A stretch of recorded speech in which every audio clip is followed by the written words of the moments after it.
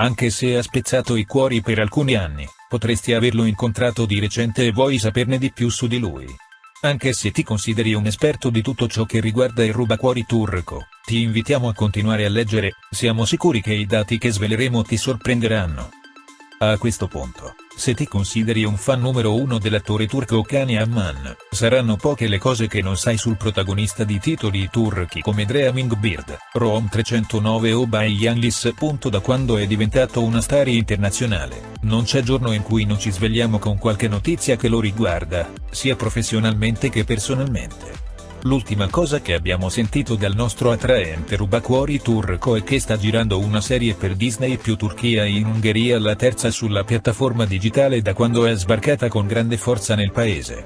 Si chiama appunto El Turco e lui ha dovuto prepararsi molto fisicamente, ancora una volta, per il ruolo.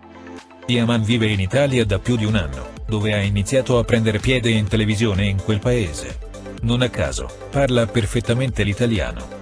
Nonostante si sia trasferito nel paese dello stivale con l'intenzione di registrare un colossal su Sandokan con accento acuto e anche perché in quel periodo aveva già iniziato a frequentare la sua ex fidanzata, Diletta Leotta, la verità è che nessuno di questi due motivi è stato il motivo per la sua permanenza.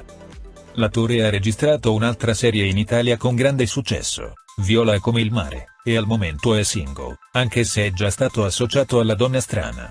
Non si sa quando potrà finalmente iniziare a registrare Sandokan, ma non è quello che lo preoccupa di più, perché all'attore di certo il lavoro non manca. Vi raccontiamo tutte queste notizie e informazioni ogni volta che scopriamo qualcosa di nuovo in relazione alla stella turca. Ma sicuramente ci sono molte curiosità sul tuo idolo Kani-Aman che ancora non conosci. Sai che misura di piede porta? Quante lingue parli? Perché ha dovuto tagliare i suoi mitici capelli? Sai cosa ha studiato o cosa ha fatto da giovane?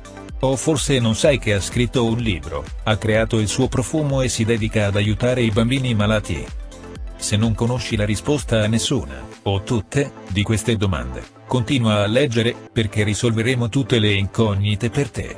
E se lo sai, continua a leggere, poiché abbiamo altre curiosità che potrebbero sorprenderti. L'attore ha appena compiuto 33 anni. Kani-Aman è nato a Suadiye, un noto quartiere di Istanbul. Sebbene sia nato in Turchia, la sua famiglia è di origine albanese. Suo nonno paterno è emigrato dal Kosovo e sua nonna paterna dalla Macedonia del Nord. Già da piccolo Kan aveva la faccia da bravo ragazzo e con il suo sorriso faceva innamorare la telecamera. I suoi genitori, lei insegnante e lui avvocato, divorziarono quando Kani-Aman era solo un bambino. Ma il rapporto tra loro è molto buono ed è normale condividere momenti con il loro famoso figlio. Sono entrambi molto orgogliosi. Il viaggio a Roma a inizio 2021 del bell'attore turco, Dreaming Bird Dolunay, lo ha portato a trovare l'amore tra le braccia di Diletta Leotta, popolare conduttrice sportiva. Kan è venuto a regalarle un costosissimo anello di fidanzamento, ma alla fine la relazione è finita dopo un anno. È un avvocato e multilingue. L'attore era disposto a seguire le orme professionali di suo padre. Dopo aver studiato al liceo italiano di Istanbul, si è laureato in giurisprudenza, carriera che ha potuto approfondire grazie a una borsa di studio per il basket alla Yeditepe University nel 2012. Kan è molto bravo nelle lingue. Parla turco, albanese, inglese ed è fluente in italiano.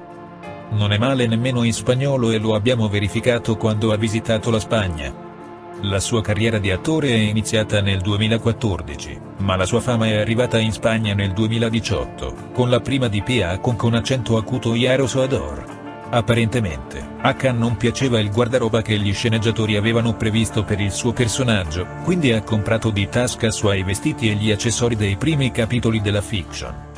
Al cinema gli piacerebbe interpretare James Bond e il suo film preferito è Braveheart. L'attore ha dovuto radersi i capelli lunghi e la barba per rispettare il servizio militare obbligatorio nel suo paese.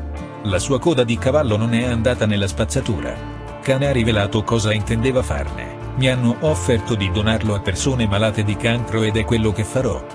Il suo cambio di look ha causato centinaia di meme, inclusa la sua ragionevole somiglianza con il primo ministro, Pedro S. con accento acuto Kez.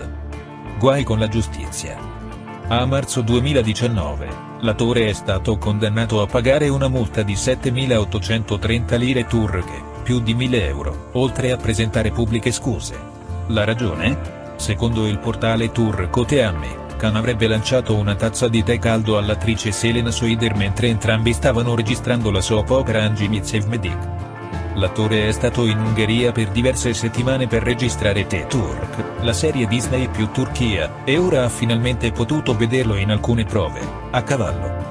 L'acclamato attore turco Can Yaman è già completamente immerso nella preparazione e nelle prove della sua nuova serie El Turco, una delle grandi scommesse di Disney più Turkey.